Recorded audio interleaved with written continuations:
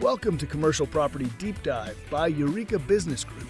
In each episode, we break down the essentials of managing commercial properties with expert advice and actionable tips. Let's dive right in. All right, so today we're diving deep into sustainability in commercial properties. And, specifically right here in DFW. Okay, yeah. We're going way beyond just like the trendy stuff, Right. We want to talk about buildings that are good for the planet, sure. Of course, yeah. But also make good business sense, especially in our unique DFW climate. You hit the nail on the head, with our crazy summers and water being so scarce here. Sustainability, it's not just like a nice to have, it's a must have. For sure. And I think what's exciting is we're going to explore strategies that go beyond just like turning off lights, Absolutely. And even better, some of these upgrades we're going to talk about, they can actually increase a property's value. True. A win-win for everybody. Totally. So let's start with energy efficiency, kind of the foundation, right? Absolutely. The bedrock of sustainable commercial real estate. Okay, so not just changing light bulbs. Well, LED lighting, a great place to start, though. Oh, right. Yeah. But we're talking about a whole lot more than just swapping bulbs. Got it. So what about those like super high-tech systems that manage a building's energy use? I've heard about them, but like what even is that? Those are called building management systems, or BMS for short, and they're getting really, really smart. Okay. Imagine like a system that adjusts the temperature in the building based on how many people are there, what the weather's doing outside, and even predicts what's going to be needed later on. Whoa, it's like the building is thinking for itself. That's crazy. It really is like the building has its own drain. So much more advanced than my programmable thermostat at home. Oh, yeah, definitely. So with the BMS, you can fine-tune everything, make it efficient, and keep people comfortable. Exactly. It's especially important here in DFW, where, let's be real, we all rely on that AC. You can say that, yeah. For sure. But a lot of buildings, I bet, they have these hidden energy drains. Right? Absolutely. Things you wouldn't even think about. So that's where energy audits come in. Precisely. I'll admit, I always picture like someone with a clipboard going room to room. Well, there might be a little of that. But it's more about using these special tools and, real expertise to pinpoint those energy wasters. Okay, like energy detectives. Exactly. And the results can be pretty eye-opening, revealing simple changes that could lead to big savings. So like a financial checkup, but for energy. Perfect analogy. Makes sense. And while we're talking precious resources, got to bring up water conservation. Oh, absolutely crucial, especially here in DFW. Water is life, as they say, and in our climate, you can't waste a drop. Every drop counts. The good news is a lot of these water-saving strategies are pretty simple. And very cost-effective. Yeah. Like low-flow fixtures. Exactly, those low-flow toilets, faucets you see in newer buildings. So they use way less water, but still work just as well. Precisely.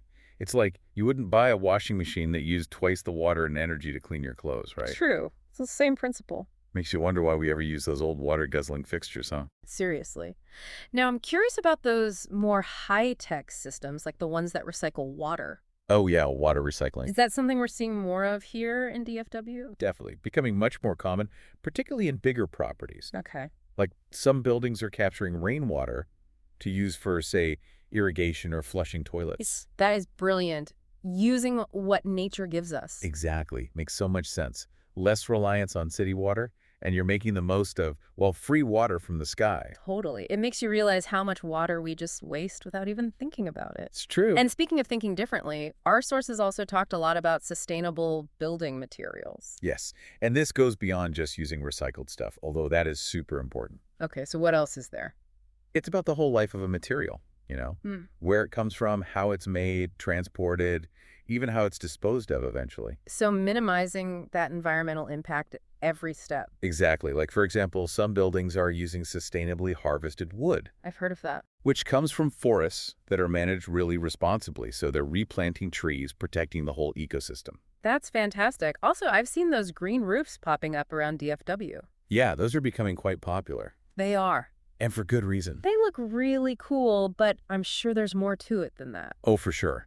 Green roofs are a great example of how we can bring nature into our cities. Okay, yeah. Not only do they provide insulation, but they also help reduce that urban heat island effect, which is a big problem in concrete jungles like Dallas. I've even heard they can improve air quality and reduce stormwater runoff, too. All true. And they create a beautiful, calming environment. which is great for the people working or living in those buildings. So it's proof that sustainable practices can actually make our lives better, not just help the planet. Absolutely. It's about making our cities more livable and enjoyable. For sure. Okay, so we've covered energy, water, materials. What about waste management? Ah, yes, waste management. That's a big one. It seems like commercial properties could really make a difference there. Absolutely. It's crucial. And it goes beyond just, setting out some recycling bins and hoping for the best. Right. So what does it involve?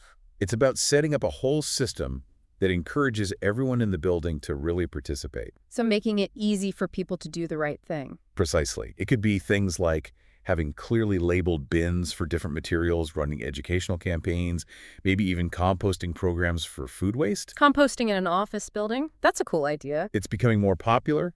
It's a great way to cut down on what goes to landfills, and it also creates a valuable resource, for landscaping, or even to donate to community gardens. Love that idea, turning waste into something useful. Closing the loop.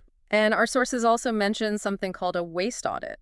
Yes, those are great. Is that something every building should do? What even is it? It's basically a deep dive into what's being thrown away Okay. to figure out how to, reduce, reuse, recycle more effectively. So like a treasure hunt for recyclables? Huh? You could say that. You might discover a certain type of waste is being generated in huge quantities that could be easily recycled or even avoided altogether. Makes sense.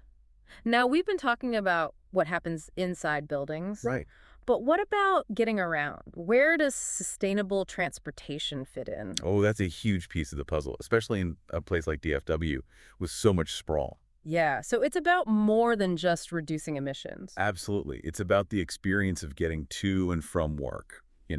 Sitting in traffic, trying to find parking, that's stressful. For sure. Sustainable transportation options can actually make the commute more enjoyable for everyone. So it's about convenience and, quality of life, too. Exactly. Like some commercial properties are putting in EV charging stations now. That makes sense with EVs becoming more popular. Right. It supports the move to electric vehicles. Yeah. And it's a great perk for tenants and employees. For sure. And it's not just about cars either, right? There's public transportation, biking. Exactly. Giving people options, making it easy to choose a greener way to get around. I like that. Okay, so say a building is doing all the right things, energy efficiency, water conservation, the whole 9 yards. Are there any official ways to, recognize those efforts? Oh, absolutely. That's where certifications and standards come in. They're like a seal of approval for sustainability. Makes sense. And some of these certifications are really becoming valuable, sought after by tenants and investors. So it's not just a marketing tactic? Not at all. They provide a real framework for measuring a building's impact. Okay. LED, for example, that's a globally recognized system that evaluates a building's environmental performance. So it's like choosing a product with that trusted label, but for a whole building. Precisely. They give tenants and investors confidence that a building is truly committed to sustainability. Got it. Now, does sustainability stop at the building's front door? That's a great question. True sustainability, it goes beyond bricks and mortar. It's about building a culture of responsibility, one that extends into the whole community. So it's about engaging everyone, not just the building owners and managers. Exactly. Some properties are doing things like holding workshops to teach tenants about sustainable practices. I like that, empowering people to make a difference. Right. It's about fostering a sense of community around these shared goals. Makes sense. And supporting local initiatives, partnering with organizations, sponsoring events, just spreading the word about eco-friendly practices. It's about walking the walk, not just talking the talk, right? Exactly. Because every action, big or small, it adds up, contributes to that bigger vision of a sustainable future. I love that.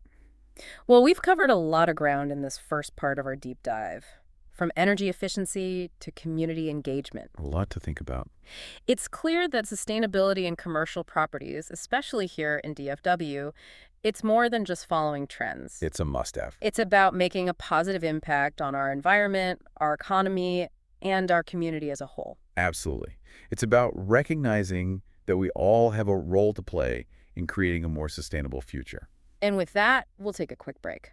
Stay tuned for part 2, where we'll delve even deeper into this fascinating world of sustainable commercial properties in DFW. Looking forward to it. Welcome back to our deep dive into sustainable commercial properties, right here in DFW. Yeah, DFW. In part 1, we talked about all sorts of strategies like energy efficiency and water conservation, Right, the basics. sustainable materials, even like waste management. It's all connected. It all ties together. It does. And we're just getting started. Oh, yeah, there's so much more. I'm really excited about this next part Me too. because we're going to move beyond just like tweaking existing buildings Right. and talk about how sustainability is being integrated into like the DNA of new buildings. That's where it gets really interesting. It's like thinking about sustainability from the very beginning. Absolutely. A holistic approach. Okay, I like that. Thinking about the entire life cycle of a building, Yeah. from design and construction all the way to operation, even demolition. Wow, so you're thinking about the end even before you start. It's called life cycle thinking, and it's changing the game.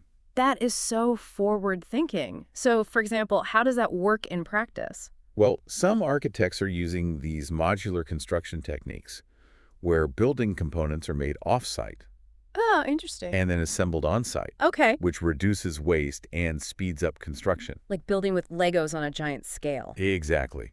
And then you have things like green roofs and walls, which we touched on earlier. Yeah, those are so cool. They really exemplify how we can blend nature and buildings. Yeah, more than just looking cool, right? Right. Green roofs and walls, they provide insulation, they reduce the urban heat island effect, they can even improve air quality, So many benefits. and they create habitat for wildlife, which is always a good thing. It's like bringing a little piece of the countryside right into the city. Exactly. And don't forget the human element.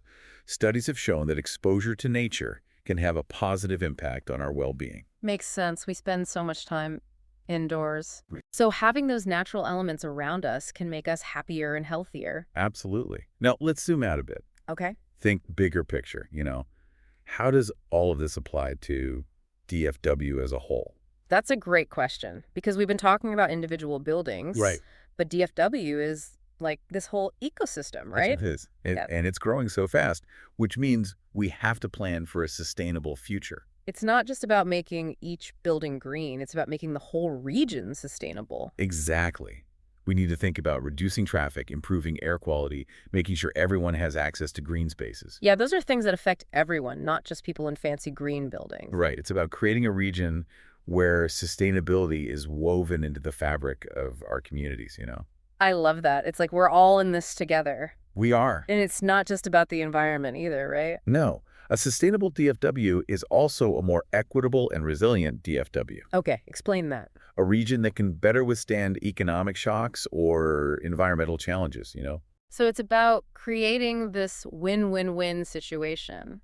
Exactly. For people, planet, and prosperity. All right, I'm on board with that. Now let's switch gears for a second Okay. and talk about something that's often overlooked when we discuss sustainability. The human element. Yes, the human element. What do you mean by that? Well, sustainability isn't just about technology and infrastructure. It's about people making conscious choices, changing behaviors. So it's about like mindset shifts. Absolutely. And that Yeah. starts with education and awareness, helping people understand that connection Right. between their actions and the environment. You can't just tell people to recycle or save energy, right? Yeah, you have to show them why it matters, how their choices impact the bigger picture. So it's about empowering people. Exactly. And giving them opportunities to engage with sustainability in meaningful ways, like community gardens, volunteer programs, creating spaces where people can connect with nature. I love that. It's about making sustainability tangible, something you can experience, not just an abstract concept. Exactly. And when people feel that personal connection, they're more likely to embrace it, make it part of their lives. Which brings us back to those workshops and educational programs we talked about. Yeah. They're not just about giving information, they're about creating a community around sustainability. Exactly. It's not just about individual actions either. It's about systemic change. Mm-hmm. Policies that encourage sustainable practices and incentives that make it easier to make those eco-friendly choices. So it's about creating an environment where sustainability is the norm, not the exception. Precisely. And that requires us to think differently at every level, from government and businesses to individuals and communities. It's like we need a sustainability revolution. You could say that. It's about transforming our systems from within, creating a world where sustainability is woven into the fabric of our lives. Okay, so let's talk tech. Technology. It's a powerful tool for creating a more sustainable future. For sure. In what ways? Well, think about smart building systems that optimize energy use, water sensors that detect leaks, software that helps track waste and recycling. So many possibilities. It's about using technology to make buildings more efficient and reduce their impact.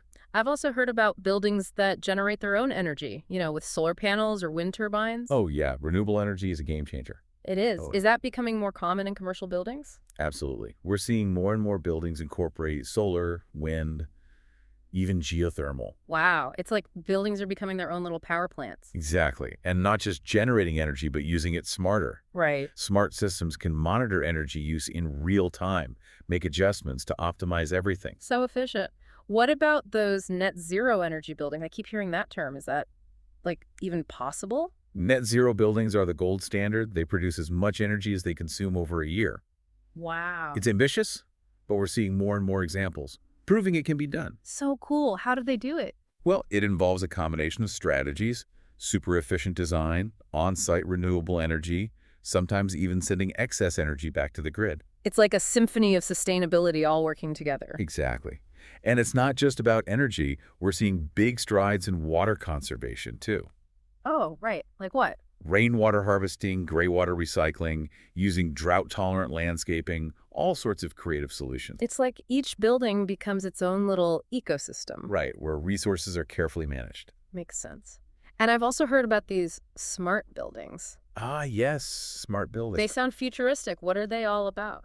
They use sensors and data to monitor everything. Energy use, water consumption, occupancy patterns, air quality, you name it. Okay.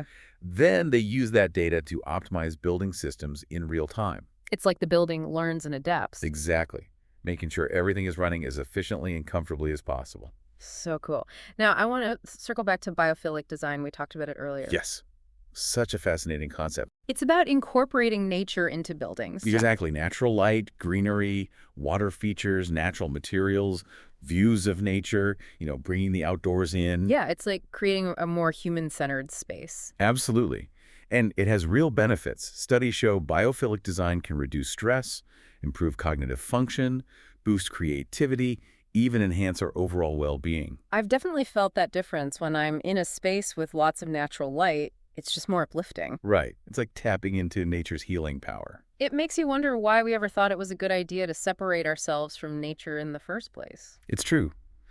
As we design these sustainable buildings, we had to consider the human experience, not just the environmental impact. Okay, so we've covered so much in this second part of our deep dive. We have. Life cycle thinking, the role of technology and data, The human side of it all. biophilic design. It's clear that sustainability in commercial properties, it's not just a trend, it's a whole new way of thinking about buildings. It's a movement, a shift towards a better future. And it's not just about DFW, it's a global movement. Absolutely. But DFW is playing a leading role. For sure. So before we move on to the final part of our deep dive, Okay. I just want to reiterate that sustainability is not a destination, it's a journey. A journey we're all on together. Exactly. It's about constantly learning, adapting, and innovating. And remembering that every choice we make has an impact. Welcome back to our deep dive, all about sustainable commercial properties here in DFW. We've talked about the what and the why of green buildings. Right, the big ideas. But now it's time to get real. Get practical. And tackle the how! Exactly, the nitty-gritty. Because it's one thing to have all these amazing ideas, but actually putting them into practice. Yeah, that's where the rubber meets the road. I'm guessing it's not always easy. You're right, there are definitely challenges, especially when you're trying to do this on a large scale. Makes sense. So what are some of the biggest hurdles? One of the biggest is just getting everyone on board, Okay, I can see that. You've got building owners, investors, tenants, all these different players. Exactly. And they might have different priorities. So how do you convince everyone that sustainability is worth it? You have to show them the value, the bottom line benefits. Right. Like what? Hard data, energy savings, lower water bills, higher property values. Okay, so it's about proving that sustainability isn't just a feel-good thing, it's actually good for business. Exactly. And showcasing successful examples, buildings in DFW that are reaping those benefits. Yeah, proof that it can work right here in our backyard. Absolutely. Yeah. And tapping into that growing demand for sustainable spaces. Right. More and more tenants want eco-friendly offices. They do. And investors are paying attention. It gives a property a real competitive edge. Makes sense. Now, we got to talk about existing buildings too, right? The ones that weren't built with sustainability in mind. Ah, yes, those can be tricky. I bet retrofitting older buildings to meet those modern standards, that's got to be tough. It could be complex and expensive. So how do you even approach that? Well, it often involves a phased approach, focusing on the most impactful upgrades first. Okay, like what? Upgrading lighting, HVAC systems, things like that. Makes sense, big energy savers. Exactly. And sometimes it's about exploring creative financing options, grants, incentives, things like that. Right, there are programs out there to help. There are, and more all the time. It's like a big puzzle, figuring out how to make sustainability work within those existing constraints. And it requires a lot of collaboration, architects, engineers, contractors. Everyone has to be on the same page. Okay, so we've talked about the challenges, but what about the opportunities? What's exciting you right now in this world of sustainable commercial property? Oh, there's so much happening. One big trend is the integration of renewable energy. Okay, like what specifically? Solar panels, wind turbines, geothermal systems, we're seeing them everywhere. I love that. And the cost of those technologies keeps going down, making them more and more accessible. That's awesome. And those net zero energy buildings, those are becoming more than just like a cool concept, right? Definitely. We're seeing real-world examples of buildings that produce as much energy as they consume. How do they achieve that? It sounds almost magical. It's a combination of things. Maximizing efficiency, on-site renewables, sometimes even selling energy back to the grid. That's incredible. Turning a building into a power plant, I love it. Right. And it's not just about energy either. We're also seeing amazing innovations in water conservation. Ooh, right. I almost forgot about that. Yeah, water is becoming so precious, so buildings are getting creative. Things like rainwater harvesting, gray water recycling, landscaping that uses less water. So many cool solutions. Every drop counts. It does. It's like these buildings are becoming little self-sufficient ecosystems. In a way, yeah. And what about those smart buildings, the ones that can learn and adapt? Ah, yes, smart buildings. They're using all these sensors and data analytics Okay. to track everything, energy use, water use, how people are using the space, even air quality. So much data. And then they use that data to optimize everything, making sure the building is performing at its best. It's like the building is thinking for itself, so futuristic. It really is. Oh. And let's not forget about biophilic design. Ah, yes, biophilic design. Bring on the nature. Right. It's about incorporating those elements of nature into the built environment. Natural light, plants, water features, all of that. Creating those spaces that are both beautiful and good for us. Exactly. Studies have shown that biophilic design can reduce stress, improve focus, boost creativity, just make us feel better overall. I definitely feel calmer and more energized when I'm in a space with lots of natural light. Right. It's like our bodies crave that connection to nature. They do. So as we design these sustainable buildings, we have to think about the human experience, not just the technical aspects. Absolutely. It's all connected. Well, this deep dive has been incredible. It has. We've covered so much, from the practical stuff to the futuristic possibilities. And the human element, which is so important. It's clear that sustainability in commercial properties, it's more than just a trend. It's a fundamental shift. It's a movement, a revolution in how we design and build. And it's happening right now. It is. And the biggest takeaway for me is that sustainability is not a destination. It's a journey. It's a continuous process of learning and evolving. And we all have a role to play in that journey. We do. So, to our listeners, we leave you with this question. What role will you play in shaping a sustainable DFW? Think about it. Thanks for joining us on this deep dive. We hope it's inspired you to see buildings in a new light. And to think about the choices we make every day. Because those choices, they have the power to shape a brighter future. A future where people, planet, and prosperity thrive together. And that's a future worth fighting for. Thanks for tuning in to Commercial Property Deep Dive by Eureka Business Group. We hope you enjoyed today's insights. Don't forget to subscribe for more expert tips and real stories to help you navigate the world of commercial property management. Until next time, keep thriving.